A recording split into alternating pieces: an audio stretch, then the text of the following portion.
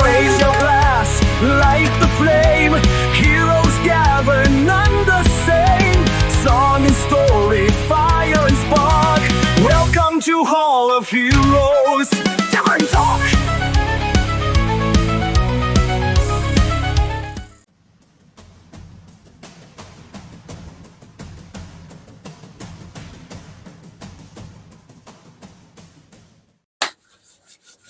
One, two, three. For the hall. For the hall. Oh, I got a little bit left in my shot glass. I have my energy drink. Ooh, what you drinking? So we call it Mio. It's like the But it's Aldi the off-brand Aldi. Mio, which is somehow Yeah. way more I'm a big caffeine fan. infused Oh my than God. regular Mio I was a big energy. fan of Yeah, Mio we've been for a talking while. about that. Is that so? He's gotten me into Monsters. He's big into energy drinks and everything, and so like I've Oh, picked it. former bartender addicted to caffeine. Jaeger bombs? Come on. Are they still doing Jaeger Well, bombs? no, I never liked them before. JB, do like you any remember- energy drinks, they used to make me go to sleep. Like, You I used to literally remember fall when we asleep. used to work at the club in the Sioux Yes. and we had the big ass mugs? Mhm. Those giant fucking neon glow in the dark mugs. Mhm. And me and Jason, we would do atomic Jaeger bombs with them. Yes. And we would do like 12 shots of Jaeger and 1 can of Red Bull. Cheers, chug. I also distinctly remember getting a shot. You were like, come work here. And I remember like within 6 months, I was shirtless with shots tucked into my waistband of my pants. Like, wait, how did Ramsey get me How did shirtless I in All a right, bar? so here, That Where is did I the go? Ramsey way, isn't How- it? why It's am like, I how passing did I out? get here? Why are women grabbing me right now? It was a stripper night at What? the bar. And I'm like, how did this okay, happen? so In we 6 used to months? have what they called Ultimate Ladies Night, where they would bring in Yes. this like male dance review from like Minnesota or Wisconsin. Yeah. It was like the Great Lakes Heartbreakers or some shit they were called. I'm having a weird flood of flashbacks now that Jamie's here. Yes. They- So they would like have, it was basically just a ladies' night. Men weren't allowed in the bar until like midnight that day. Nice. So it was just a bunch of Canadian women and Sault Ste. Marie, Michigan women, and us, the only guys in the bar that weren't strippers were the people that worked in the bar. Yeah. So I, being the genius that I am, would come in fully clothed, extra layers even. Yeah. And I would remember make Canadians pay me $20 You got paid? $20 All right, per listen. article of clothing that I would remove. And I had like 4 shirts on at a time. So I'm you just like- Yeah, so no they'd fucking pay the wrong. $20 and then you'd take your shirt off and you'd still have a shirt out underneath. And Yeah. they're pissed because they're Yeah. just like, wait. It's fine. It's fine. Man. So it's kind of like a Uber thing, though. We really didn't like our neighbors to the north. The Sioux, Ontario crew was a bunch of humans that we... They don't knew. like us anymore now. They definitely don't like coming over anymore. Well, I mean, that started in like, what, 2010? It's Because that was like when the they got a new bridge authority and they started like hassling Canadians coming across. Come on, assholes. Bordertown politics. Mhm. That's okay if I didn't get paid at all. Yeah. Mm. So you got to think smarter. I gotta think smarter. But yeah, I got roped into it and getting the whole thing. I think that was totally Roped just in. me and Joe being like, "Hey, Jamie, you're a guy. Go Go. Yeah, that's Go- most of how my memories go make work these with you. Canadians buy a tray of shooters." So, oh, hey, Cassian's here. So what do you mean? So you're just like, you were shirtless with shots. What does that mean? So part of the theme of the event was male strippers would go out and do the routines for all of the women one by one. And So many banana hammocks. Just So many much banana stuff. hammocks. And I'm just like, oh, I don't want to work here anymore. I know. But also making more money tonight than I ever did. Oh man. Yeah. But So there was also a big thing that Joe did where it was whoever could sell the most trays of shooters got to keep like a sizable portion of the pot. Oh, okay. I held the record Mm. of consistently always selling like 23 trays of shooters to these Canadians. Dang, Wow. dude, I didn't know it was that high. Wow. So there was like, what, 24, 26 shots per tray? Yes. These were like Yeah. little beakers, almost Holy like a shit. science like test And I would tube. I just- remember yeah, them from yes. back in my day. And I would just sell them trays at a time to these Canadian women and to just walk out of the bar with all of the fucking money. Yeah, because any of the places that I've been at, it's usually they would have the girls walking around with it in the crowd. Right. Like any of the shows I went to or anything like that. And then you could just like buy a couple shots right there and just like shoot them. Yep. So I was competing against Ramsey, needless to say, and somehow I got my shirt taken off me. I think it's one of the bartenders. Like, come here, rip off your shirt. Take the shooters. Was it one of the Michelles? It had to have been one of the Michelles. Stick them like bullets in your like a waistband around you. Walk around shirtless, and that was I'm like walking around pimping myself for the first time. Okay, so Memories. fun question for you two then, since you're both whiskey lovers. What are your favorite whiskeys? I'm an Irish whiskey kind of guy. Me too. Man. Tullamore Dew. I was a big fan of Jameson. Yeah. Until I drank myself sick of it, and or they just stopped making a quality whiskey and instead just started mass producing it because the American bar staff, we just drink Jameson like water. It's kind of our thing.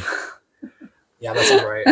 I'm a big fan of this new one I just found out. If that's Mellow, it's basically a roasted marshmallow whiskey. I got it at Meyer last week, and I've drinking way too much in 5 days, more than I care to admit. So it's my new favorite one. That's what the assassin shots do to me. I'm not a whiskey fan. I don't like whiskey at all. But then you do this assassin shot, and it's like it just goes down so easily that you can. That's do 3, why it's 4, called the 5. assassin, because you're like, oh, that's smooth. I could drink 10 of these, and then 15, 20 minutes later, you're like, why am I dying? I'm on the floor.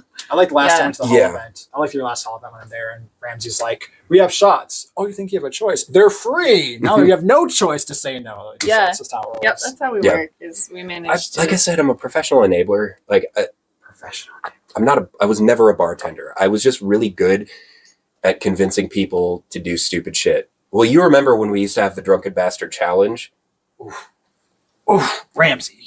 Easy. You just can't just mash me with memories. But yes, go ahead. Yeah. So essentially we created this bad / good memories stupid drinking game where me and my roommate at the time would just make all of our friends do stupid shit for invisible points that mean nothing. And the goal was to hit 100 DBC points. Actually. Yes. And once you hit 100 DBC points, you were considered Drunken Bastard Elite. Now, the problem is we got really creative on some of the shit that we made people have to endure. And I'm surprised that people are still friends with me after those days because... Beauty of a small town. There's nothing to do. There's nobody else to be friends with. Yes, you can't believe fuckers are stuck. Dude, we had we had a friends group that I can't believe it lasted as long as it did. We had like fundamentalist Christians. We had you had me. We had a lot of bad personalities that somehow made it work for like 3 or 4 years. I was BJ, like, a lot of there was so much random shit, and we're all just like, well, we all like to play D&D, so I guess we'll stay friends. But once this goes, I don't fucking like you. Yeah, we didn't have anything else other than D&D to hold. That's the thing about so you guys were D&D group friends, basically. It's kind of like, okay, these are my work friends. These are my D&D group friends. Yeah. These are my well, those were not friends. different terms. If I was your friend at work, you were coming to my house and playing D&D with me. Oh yeah, you pretty much just make I'm pretty sure that's why I got sucked I'm just like, roll fucking initiative. Yeah. Yes. Well, and you said, I remember you telling the story about the one time you like went real in depth with it, and you like had candles and everybody. Oh, that one, and... that Halloween night one shot I did a couple years back. Man, that's really cool. Man, I always love speaking of D&D, I always love the story from JT. Have you ever heard about the wall siege story? Oh, I think I remember that one. I'll kind of give it to the audience. So basically the story goes that there is this is legend in the UP, that there is this DM whose fantasy was to do a wall siege where you have to knock down a castle's wall to go in there. And D&D has a really complicated siege warfare tactic book of how to actually do a siege warfare. And this was going to be like epic level. This guy planned it for 6 months. Absolutely, like he had every single trap, but he told his player group, whatever happens, it has to be real. Like I'm not going to intervene with any dice roll. I'm putting it all on the table. And for 6 months, he planned this thing. And the flaw was he decided to give everyone a wondrous item. One thing to help him, to basically make this battle worse. If everyone had one magic sword or something, or an armor that can't, whatever, and make it more intense. And they got this brand new player that had he never played D&D before. Yeah. And so he gets the book like the week before they're going to do this. And the DM's like, bring him in. And he gets in there. and everyone's been ready to go for like weeks on this campaign. And so everyone does their first action, and the new guy whips out this wand of duplication. And the DM's like, oh yeah, wand of duplication. You can duplicate an item. Like if you need more potions, you can have 2 potions, 3 potions, whatever. Mm-hmm. So the new guy takes his wand. He's like, I got this scroll of fireball, and I got 100 charges on my wand. Can I just duplicate a scroll of fireball, which is essentially a 6 damage thing, and not actually fight and just pummel this wall till it falls to the ground? And the DM's face turns white. And he had never thought that this could happen. He never thought this through. And he's like, you guys just beat it. 6. And dude, he was so fucking mad about it. And the guy stormed out, and the crew was like, let's just chill out. We'll do the game. No, I can't. I told you. Man, I told JT, you. You remember that campaign that he was running? And I was playing one of my ARC characters, which is in the book, Nice. Theradrim, which I think you probably remember that name because that's been an ongoing NPC in my world. So I was basically playing what I can only describe as a naturally breeding half elf, half dragon species that me and JT kind of brainstormed together and created. Yeah. And Nebish was playing a fucking wizard. Mm-hmm. Of course. Who would basically just cast rope trick and like climb up the top of a rope, and he would have, portable hole every campaign, or like that little extra dimensional space every time. Yeah, dude. But we would tie the other end of the rope around the waist of my character, who had like a 20 something strength. And so he would just be like levitating on this fucking rope tied to my waist. And it was just like this half dragon carrying a wizard balloon. That's the beauty of D&D. It's like the creativity that people can come up with, and you give them just a basic rule set. And like the rope thing, he did that for every campaign we did. And I'm always impressed with just random people, what they can come up with and create. We're just given even just a little bit of rules and guidance on this game. Yep. Or none. It's more. Which is Ramsey's so favorite. lately, I'm just like, I here, like Robin, to just play. drop you into things with no knowledge of anything and see what you do. Have you had that experience? Oh yeah, for sure. I mean, that's my gift to you. It's literally how I've terrorized villages, and had to listen to sheet metal for 3 hours. And yeah, that's a whole other story. Sheet metal. Yeah. So going into that, hi everybody, welcome to Tavern Talk. Oh, hey. This is my friend Jamie from way back in the day, 2003-ish, Sault Ste. Marie era. Yes, 2003. So he has suffered more of me as a dungeon master than anyone currently alive, I think. I don't know. I don't know why I'm coming back for more punishment. I still don't ask. You must be a good dom or something. I must just be here for the punishment, I guess. I mean, you did sign up for it. So anyway. Yes, I signed up for it.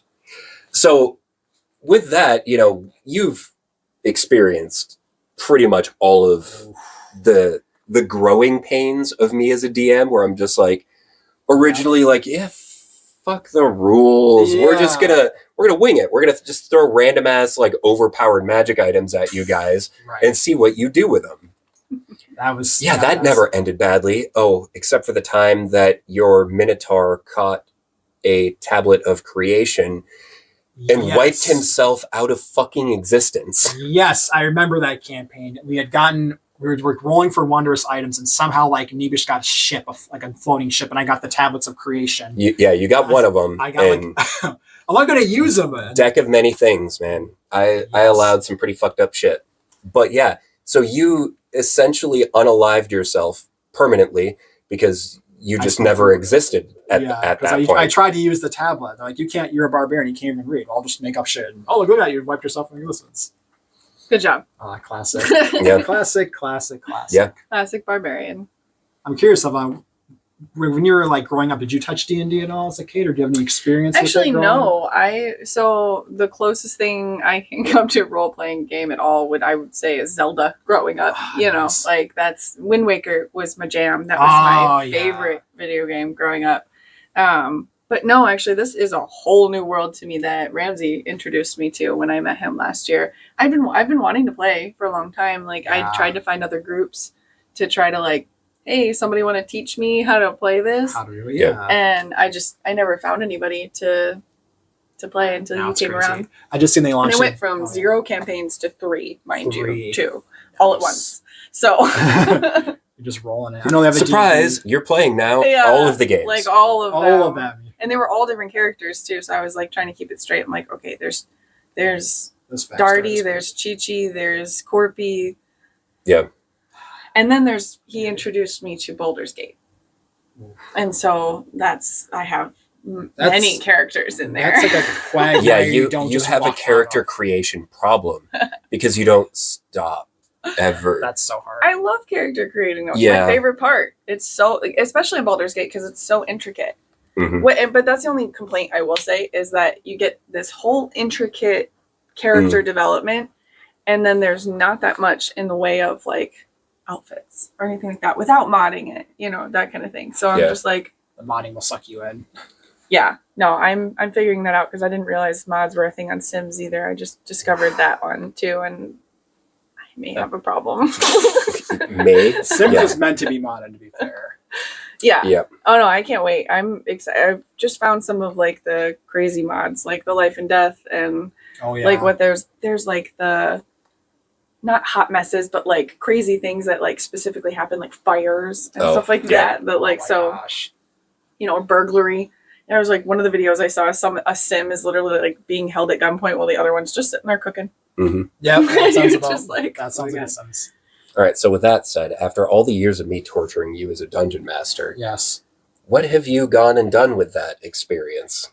Man, well, it's actually funny you mentioned that. Yeah, being beaten up. Let's talk about that for a second. So, one of the main reasons I came on your show today is I wanted to kind of talk a little bit about the Invest Like a Warrior concept that I started a couple of years back, and kind of tell you just a little about the story and how your campaign specifically prepared me, your tutelage, we'll call it. I like to refer to it as your tutelage. I was going to strike a victorious pose. Yes, the lessons from D&D go well beyond just the game. But to give the audience a brief kind of breakdown of the story, as you guys have heard, me and Ramsey are from the same kind of area up in the UP. And I made the decision to move down to the lower part of the Metro Detroit area with no idea what I was doing. Mm-hmm. Had some family here. Things went good, things went bad. But ultimately, I found myself in a really bad situation financially. Mm-hmm. I was living in an apartment in the Detroit area, like right in the hood. I made a lot of bad decisions that led me to a really bad place. I think I remember that time. Yeah, I think you and I were just starting to reconnect because we were just starting to reconnect back then. But ultimately, I was getting evicted from my apartment, and I just had this really rock bottom, like I'm going to be homeless type of situation. Mm-hmm. And I remember being so fucking pissed off at the situation. I remember getting my eviction notice in the mail, and I was just so mad. I'm just like, this just feels like financial warfare, man. Mm-hmm. I was so mad. Financial warfare. It's wealthy against the poor. It's the rich. It's Wall Street. It's just warfare. And I was so angry. But then I really thought about it. I'm like, it really is. Life really can feel like financial, like a war sometimes. Mm-hmm. Whether it's the student loans, it's the bills, your parents, having trouble. It's everyone's struggling kind of financially to figure out career, all this stuff. Mm-hmm. And I'm like, I think I got an angle here. So I grabbed a D&D manual because the only thing I knew how to do really good was play D&D, thanks to your tutelage, as we discussed. Tutelage, torture, it's all the same. And so I'm sitting there at rock bottom, like, if I can just turn money into a D&D game that you play, if I can just organize this in a way based on the 3.5 edition, which is, I'll show my age here, right? But like, if I can just make like character sheets and make a system to actually figure out money and career and all this stuff in one easy character sheet, I think I can figure out my life. And so for the last several years, I've been researching money, putting things together, learning more about D&D, and ultimately put together a system I'm going to be launching this year. We got a website, a YouTube, a Facebook, all this good stuff, but that's the basic story. It's using D&D to solve all of your career and financial problems. Woohoo! That sounds exciting. It is exciting. So how does that work? So what we do is our system is based on 6 financial warrior classes. So think like D&D, that's basic classes, the fighter, the rogue, the wizard, right? We created our own 6 unique classes based on different like financial goals. Okay. So for example, if you want financial protection in your life, you just want to be stable, you're the knight. You are a financial knight. And your only goal in life is to get a house. That's the only thing you got to worry about financially, is buying your first house or getting a place to live. Yeah. And we create a system basically help guide you there and level up in that knight category, and level up and get different roles. And we have different options to have different jobs we can try to get you for, and just different things like that. Nice. Versus just to give you an example, the opposite would be the financial ninja. This would be like the rogue, where there's a lot of people trying to get involved with stocks and crypto and a lot of complicated stuff. And so you got to think like a rogue. You're not trying to get a 9 to 5. You're really trying to like think about how can I assassinate a stock or something, and really get used to that espionage side of the rogues, and really like learning to read between information. But it's a different personality than someone that just wants to chill and have a house. So the whole thing is to kind of find the warrior class that works for you and get you financially leveling up a little bit in your life with this kind of guidance. But I find that nobody gets in life, because like no one's taught you this shit. But yeah, that was a basic concept of the Invest Like a Warrior system. And I'm really impressed with Ramsey, what you've really done with the Hall of Heroes event. One of our financial warrior classes is the pirate. And the whole idea of the pirate is that you're going to build a brand. You know, like Blackbeard the Pirate, that was a brand. It wasn't that he was just some dude. He saw more than just what was out there. And he created a business for himself, an idea to terrify people and steal their shit. Well, I have a cannon now, so at least there's that. I was saying, technically we are assassins and we kill people. So it's really good brand messaging, especially if you go to like a Ren Fest. Like, I got assassinated by Assassin's Guild. That actually, like, it's these kind of things that can grow a business. But yeah, I'm really impressed with how far. It's all about building a mythos, really. Yeah, it really is. I'm curious if we can chat a little bit about like where you were when you just made the switch to build the hall. Like, it sounds like you were getting close. I remember seeing some of the D&D like in the Heidelberg and these different places. So that's kind of I want to say it was originally was when I first started working at Heidelberg, because the venue itself looks like a medieval tavern. Yeah. So I remember sitting there. I wasn't even working in the basement at the time. I was on the main floor, which looks even more like a tavern than the basement. Yes. Yeah. Like, it's got the cool like wooden ceilings, like perfect cross beams and everything. I always liked it as a venue. The only few times I'd been there, which was before you would even work there, it was very boring. Like, it was like there was nothing going on. Yeah, because it was just another bar, just like every other bar in the history of bars in Ann Arbor. Yeah. So that was kind of my vision for it, is I'm like, we should, the college kids aren't going to travel north of Huron Street to come to Heidelberg anymore. Yeah. Like, there's kind of like a hard barrier in Ann Arbor on Huron. So if you're like downtown bar hopping, you're like, it's good. It's like half a mile to walk down there to go to the next bar. Screw it. We're going to stay down here. Yeah. Especially winter. Yeah. Especially in the winter. Well, yeah. So I distinctly remember sitting there with, you remember Ben, Hobbit Ben. And we were just sitting in the main floor of Heidelberg, and I thought to myself, dude, we should have a D&D night here. Like, we've got all these huge, like, long tables. As per usual, Ramsey saw something and went, we should do D&D. Exactly. Always. Pretty much always, yeah. And I started, like, coming up with the ideas for it, but at the same time, the vision wasn't complete. Like, I just knew what I wanted it to be, but didn't really have the means to pull the trigger on it. Absolutely. So then, was it 2021? I was working at Cirque at the time, and I was making insane amounts of money. And I decided, you know what, I'm going to buy this set of armor, and I'm going to take Z to Ren Fair for the first time. And then after sitting at Ren Fair the last day, I just remember Seamus was with me, and I look over at him and I'm like, it's time. We're going to do this at the bar now. Nice. And then I just started doing like the monthly D&D nights. Weekly, everybody just show up in their garb and just be drunk and rowdy. And that's a nuisance to Ann Arbor's like shitty yuppie community. And that's what we really try to capture with Invest Like a Warrior, is that we talk about this in our lore, that we all come from different backgrounds. It's you can be born in the poor class, you can be born rich and hate your job and hate your career, but there's always these moments where somebody is like, I'm going to do something. I'm going to become the warrior in our cases. But like, there's always that moment where things like change. And it sounds like for you, that was like the moment, I'm doing this. Like, it's that, bam, that actual action. We're talking and we're thinking action. Yeah. And I love that about your Hall of Heroes thing, that you hit that moment and you just started going for it. Mm-hmm. I mean, yeah, and it's great. Realistically, it's kind of amusing to me because I joke about it with a lot of people. It's like, I bought this armor and decided to make it my entire personality. Yeah, you can't take the armor off. It's like the Batman analogy. Are you Batman? It's funny you say that, because there were 2 bar nights that I actually solved 2 crimes in Ann Arbor while wearing this. Wow. Saying that. So you never got to meet my friend Zach, who was our bar back at Heidelberg.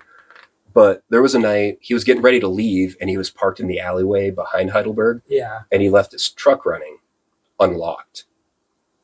And That runs good. like, some dude that was cracked out of his mind just jumped in the truck and drove off. So Zach obviously was pissed, comes downstairs, and he's just ripping shots while he's waiting for the cops to show up, because he's just like, I don't even know what the fuck to do, because he had come in earlier in the night and showed me a picture of like the whole new bumper he put on it with like fog lights and everything. So I knew exactly what his truck looked like after all of the additions he did that day. So afterwards, we closed the bar, and what was it? Oh, me and Chippendale were walking to Fleetwood to go grab some food before heading home.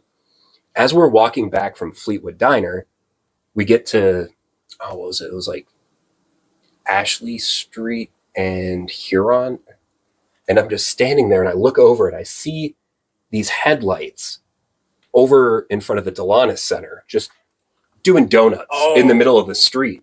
And I'm like, no, no fucking way. Because Zach had already had his brother Wes come pick him up and drive him back out to Whitmore Lake. Mm-hmm.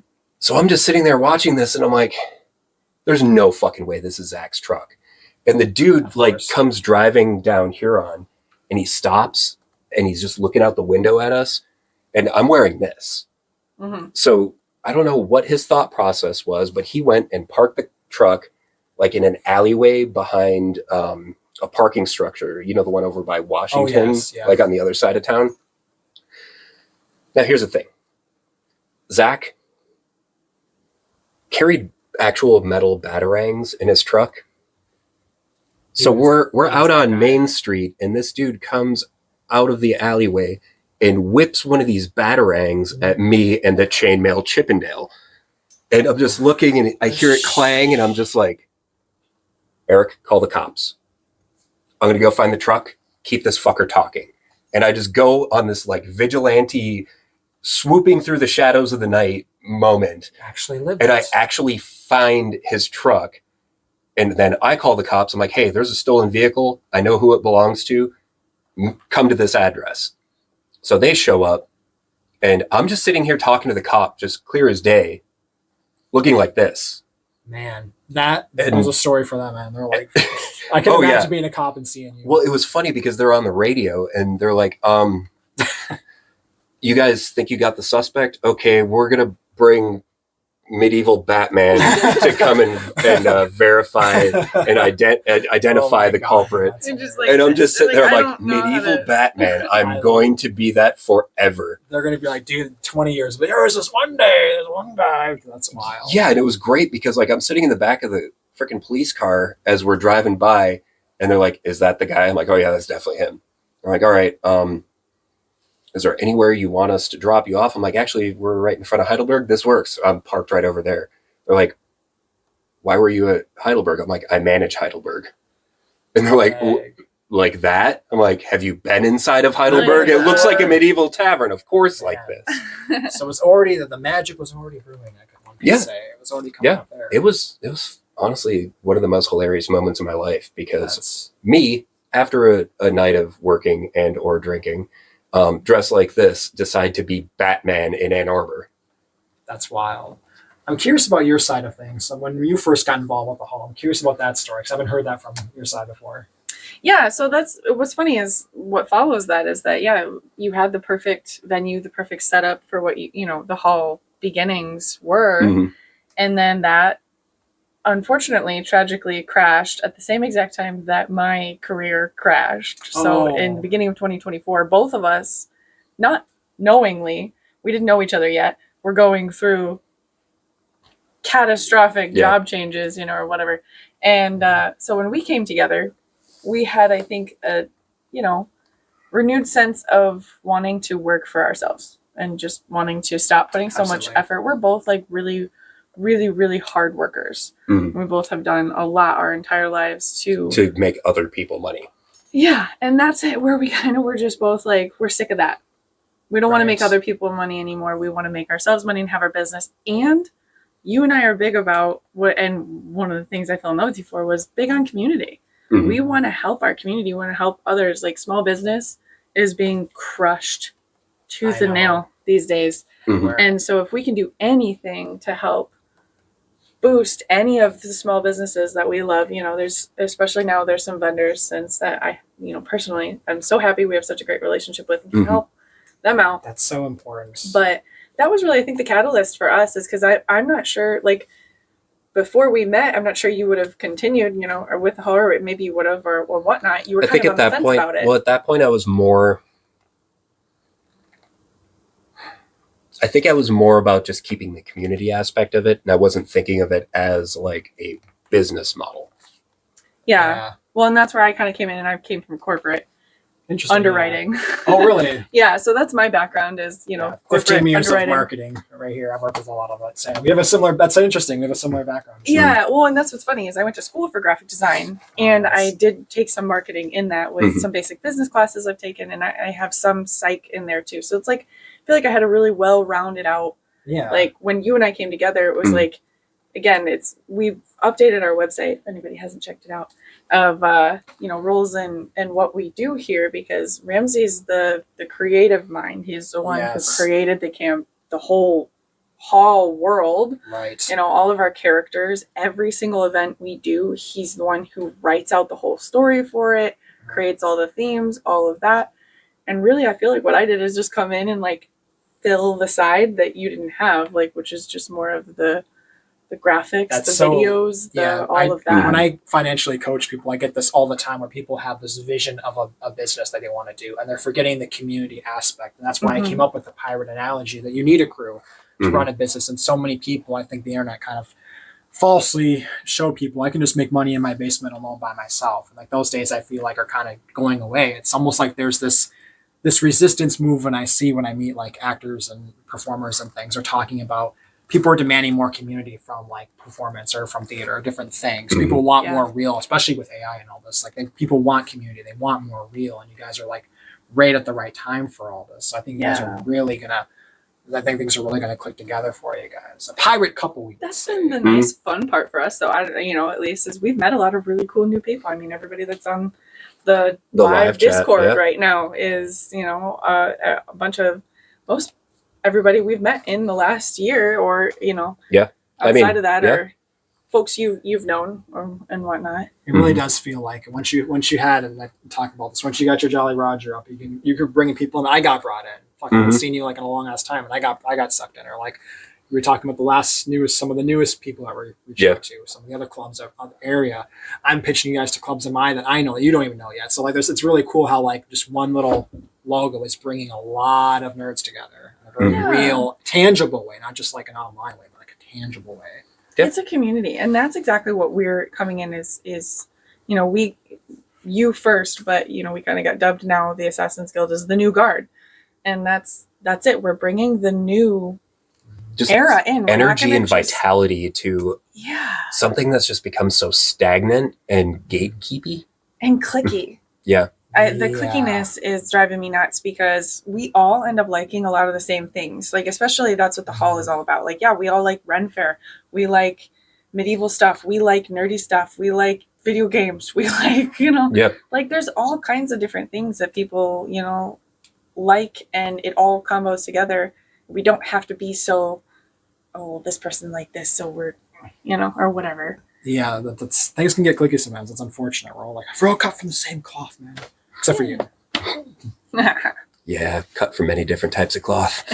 That's for sure. Sewn together. But yeah, I'm just really impressed with what you guys came up with. You know, we talk about this in my stuff that like financial warfare is very real. And it sounds like you guys both hit like a kind of like what I did. I hit the financial warfare can get really ugly sometimes. It's not just a joke. Some people really get pounded by it. It sounds like you guys had a really rough time on both your journeys, and it sounds like you guys really nowadays has that story of some corporate business hack has screwed up their entire life, because that seems to be the general theme that I'm hearing from a lot of people. Right. Is that a lot of people their layoffs are happening left and right everywhere in the corporate world, and I hear that in the engineering world, all of that, like it's everywhere. It's everywhere because they care more about their top dollar. At the same time, it's tough because it's also like it's exciting for me because I'm working with a gentleman. He had gotten laid off. He'd been laid off multiple times. Software engineer. It's the classic AI came into his job, all that stuff. And he's like trying to figure out what to do. And I'm like coaching this guy. And I'm like, you have a really great opportunity to reset your life right now. You've been spending so much of your career and you hated the jobs you had anyway. So this is a really good opportunity. And so we're working on his pirate kind of thing. He's got his own business that he's starting to go for and putting himself out there. And he's having this vitality in his life now. Yeah. And the money will come eventually, but it's nice to see that the change in someone when they actually like decide to work for themselves or whatever the dream is, to start being your authentic self in the world and not. And why not bring more fun into like something like what you're doing is brilliant. It's such a great combo thank you. I appreciate of like you're the type of financial advisor I would work with, because I don't want to just go in and talk numbers and just be, what I mean? We got character sheets. Right. You're going to create a whole character. We literally have a character sheet we walk you through as the first thing I like to do is find your financial scores. We'll do it some other time, but we have your own ability scores and what you're doing. So we have a whole nerdy-based thing.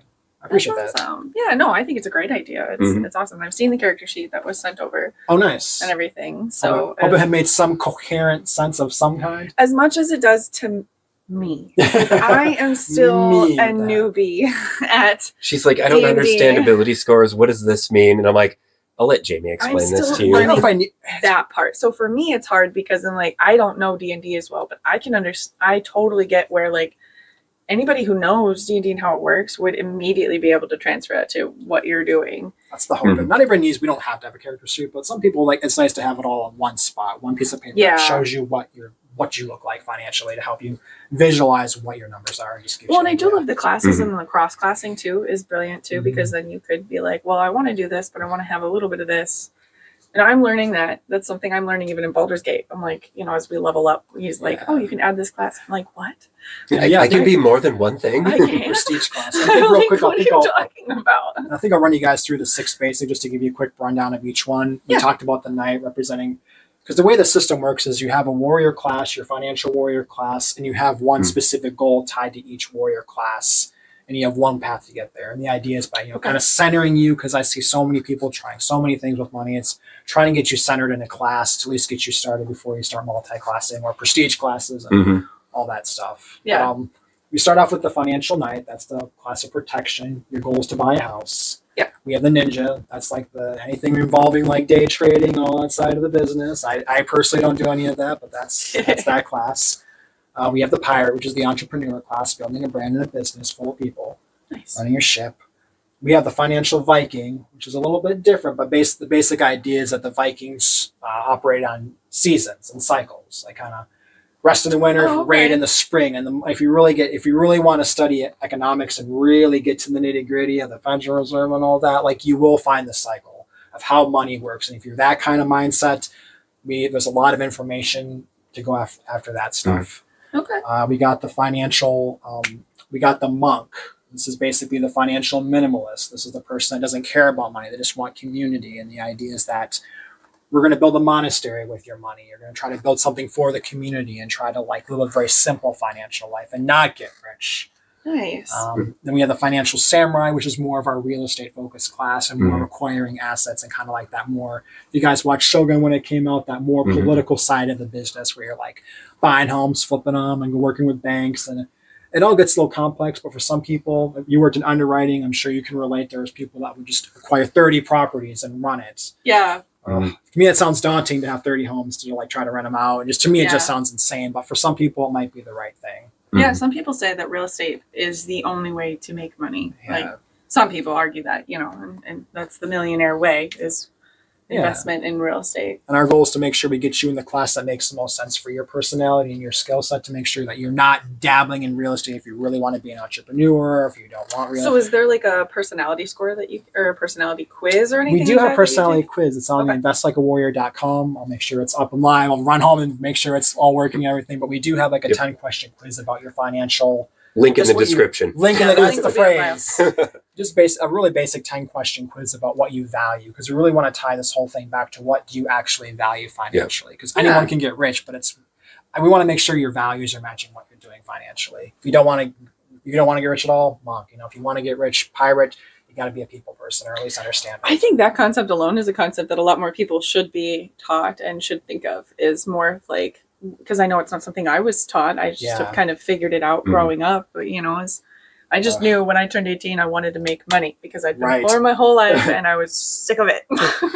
So I worked 2-3 jobs, throughout my whole 20s, worked my way up in underwriting, all that stuff. But that was my main goal. But what's funny is, like, what you've talked about is there's that point, that pivot, that change where, like, you change what your goal is. And my goal my whole life has always been just make whatever money, whatever possible way. Yeah. Whereas now it's more about bringing value to, I want to help build our community. I want to help build the hall.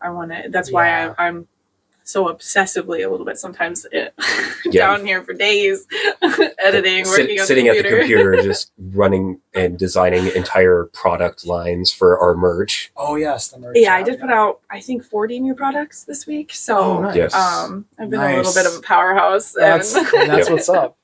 You gotta get the brand out there, obviously, with stuff. Well, and it's fun. The fun part about it, and this is the other thing I've said with Ramsey too, is the one nice thing is that I came in with Ramsey and he was like, yes, I have a brand. Do whatever you want with it, was at first. Like, you were kind of like, you just gave me free reign. And I was like, are you sure? Are you sure about this? And so I think at first it was just like, you just like watched me like dive in and have fun. And then, you were like, here's the ideas for the events. And I was like, yes, graphics. Like, I get to make. Yeah, that's always fun. And it's really fun to get background underwriting. Yeah, I used to work in downtown Detroit eventually. Eventually, I did get out of my little apartment, and things did turn around for me a bit once I got the Warrior stuff kind of figured out. Because once I had a guide of like, okay, if I don't want to do this, I can do this or not do this. It made sense. Well, and what a great way. It's like, hey, I use this for myself to help myself. Look how wealthy I am now. No, but you can, say from experience, this is my experience with it. And I think, like, going back to what you were saying, is people are in an age where everybody wants authenticity. Everybody just wants authentic, real people and community. And so, if you're trying to help people build them up just the same as we are. And so that's exactly why we brought you on, is because those are the exact types of people we want to promote. Exactly. Absolutely. And I hope to have you guys, and within building the Hall of Heroes, I do hope to bring on some more resources for you. We've had a couple conversations of some of the things I want to bring to you guys, just help grow the hall and everything, and make sure and we fucking appreciate it. So absolutely, this is where it really comes together as fellow nerds in the battle, in the financial warfare of life. This is what, and I want to encourage the audience. If you're struggling, I want to encourage you guys. If you're having trouble financially, this is the way you get out of it. First and foremost is with other people. The crew is the fastest way to get out of problems like that. So you want to make sure you're really focusing on your community more so than just trying to figure out the next stock, the next angle, the next NFT or whatever. It's really the community I find is the fastest way to change. Yep. Well, and speaking of community, we still have open recruitment for anybody that's interested in joining the Assassins Guild. We have, so Eastern Market is coming up. That'll be next Sunday. We won't be there for long ourselves. So if you're looking for us there, parenting duties. Yeah, I was gonna say we got kiddos. So, but we will be at Michigan Renaissance Festival pretty much every weekend. One of us or our generals will be around. Yep. So if you're interested in joining, just please come and talk to us. Come hang out, and we may or may not assign a target. Yeah. Oh yes. Am I safe? Am I safe? The unofficial Ramsey, safety move. Never. Safety is an odd word with you in there. Yeah. There's never quite. You won't die, but you might wish not you exist. did. Yeah. It might just not exist. But that's been really fun because we've had some new assassins already, come in and whatnot, and so we're really excited to keep growing and just keep us nerds all gotta just stick together. Yeah. If we don't have each other, Who do we have? Her basement. we have a basement. Thinking about it. I got a cannon. We got a whole bunch of armor and swords. Yeah. We'll just fight our way out. It's fine. That's right. But yeah, so with that said, thank you for joining us on Tavern Talk. Until next time. Thank you for coming on the show. I appreciate it. I'm sure I'll be back around. So, Yeah. Oh, heck yeah. Heck yeah. Awesome. Mm-hmm. For the hall. For the hall. We gotta do the clink. That's not a great clink. It's not a great clink.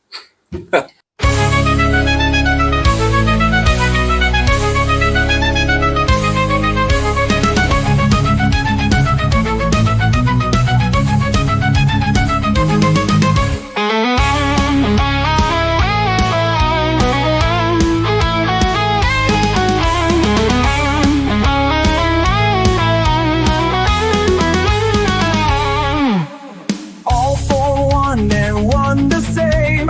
Heroes are who earn their name. Steel and fire shape their fate. Step within, hear cries of late. Legends whisper through the night. Echoes dance in golden light. Raise your glass, light the flame. Heroes gather, none the same. Song and story, fire and spark. Welcome to Hall of Heroes. Tavern Talk.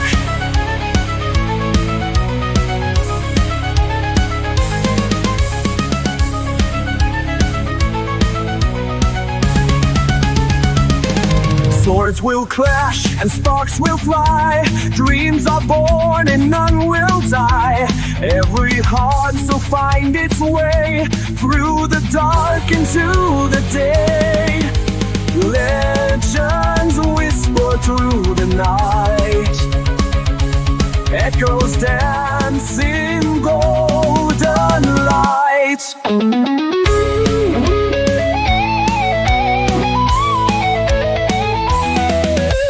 Welcome to the Hall of Heroes, where the brave become the stories. Raise your voice and sing